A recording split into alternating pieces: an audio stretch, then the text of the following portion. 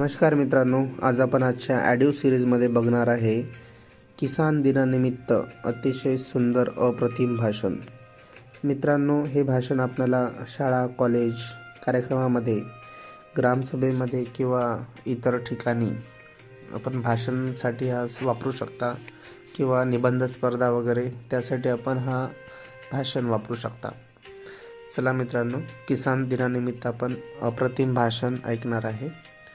आदरणीय अध्यक्ष महोदय, मान्यवर उपस्थित पाहुणे, शिक्षकवृंद आणि माझ्या प्रिय बांधव भगिनींनो, सर्वांना सप्रेम नमस्कार. आज आपण एका पवित्र आणि महत्त्वपूर्ण दिवसाच्या निमित्तानं येथे एकत्र आलो आहोत.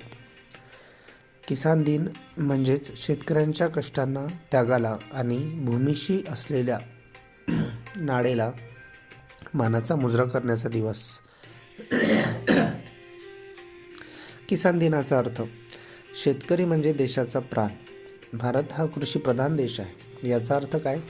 याचा अर्थ या देशाचे स्वप्न, या देशाची अन्न सुरक्षा, या देशाचे अर्थकारण आणि या देशाची उन्नती हे सर्व शेतकऱ्याच्या घामावर उभे आहे. त्या शेतकऱ्यांच्या हातातील नांगर म्हणजेच फक्त साधन नाही, तर तो राष्ट्र निर्मितीचा आधारस्तंभ आहे. शेतात पडणारा त्याचा घाम म्हणजे फक्त पाणी नाही, तर तो आपण खात असलेल्या प्रत्येक दाण्यात मिसळलेला त्यागाचा सुवास आहे. मित्रांनो, भारताचे पहिले कृषी मंत्री चौधरी चरण सिंह यांना अभिवादन करण्यासाठी आपण हा किसान दिवस साजरा करत असतो. या दिवशी आपण भारताचे माजी पंतप्रधान आणि पहिले कृषी मंत्री चौधरी चरण सिंह यांना विनम्र अभिवादन करतो. ते म्हणायचे, शेतकरी मजबूत झाला तर राष्ट्र मजबूत होते.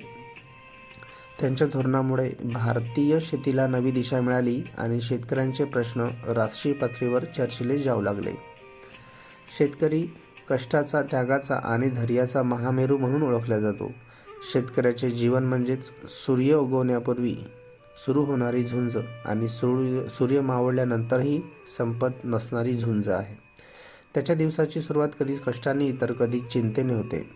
पाऊस पडला तर चिंता, पाऊस नाही पडला तरीही चिंता, बाजारात भाव पडझड चिंता, कर्जाचा बोजा चिंता, खताची कमतरता चिंता, कीड, रोग, नैसर्गिक आपत्ती चिंता. या साऱ्याशी सामना करत शेतकरी राष्ट्राला अन्नदाता म्हणून नेहमी तयार असतो. मित्रांनो, शेतकऱ्याची शक्ती, मातीशी असलेलं नातं हे खरंच अनोळखं आहे. शेतकरी हा फक्त पिके पेरणारा नाही, तो मातीचा मानसशास्त्रज्ञ, निसर्गाचा अभ्यासक आणि वेळेचा ज्ञानी आहे. तो पाहतो माती कधी बोलते, कधी शांत होते, पाऊस कधी रागावतो, कधी आनंदतो, आणि या संकेताचा अंदाज घेऊन भविष्य निर्माण करणारा एक अनोखा वैज्ञानिक म्हणजेच शेतकरी. मित्रांनो, शेतीचे आर्थिक महत्त्वसुद्धा आहेत. भारताच्या GDPमध्ये रोजगारात आणि उद्योगांना मिळणाऱ्या कच्च्या मालात शेतीचा प्रचंड वाटा आहे. कापूस, ऊस, तांदूळ, गहू, डाळी, भाजीपाला, फळे हे सर्व उद्योग शेतीवर अवलंबून आहेत. म्हणूनच म्हटले जाते, शेतकरी फक्त अन्नदाता नाही, तर तो उद्योगदाता आणि अर्थदाताही आहे. आजचे प्रश्न आणि वास्तव काय मित्रांनो? तर आज शेती ही कठीण झालेली आहे. का बरं?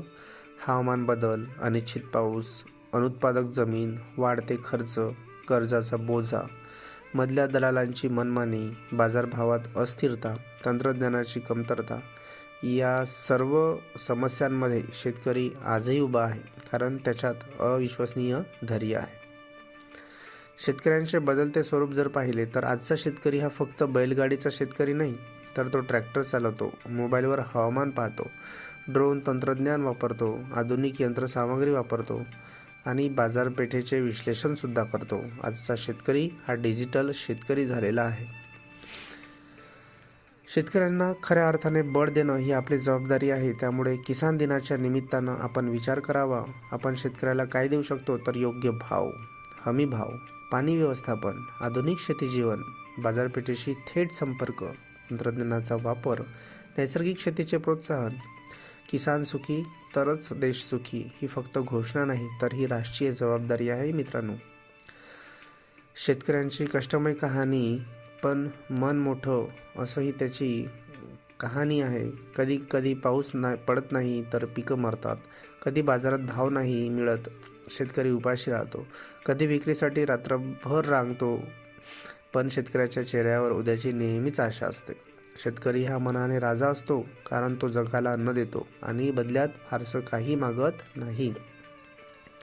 किसान दिन फक्त एक कार्यक्रम नाही, तर तो संकल्प असायला हवा. आज या किसान दिनी आपण एक संकल्प करूया.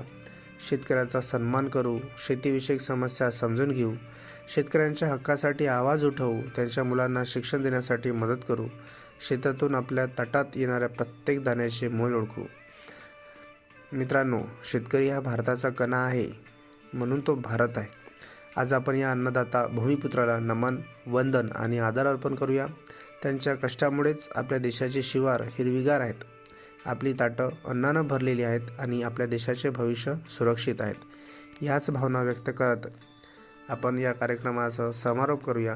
जय जवान, जय किसान. भारताचा अन्नदाता अमर रहे, अमर रहे, अमर रहे.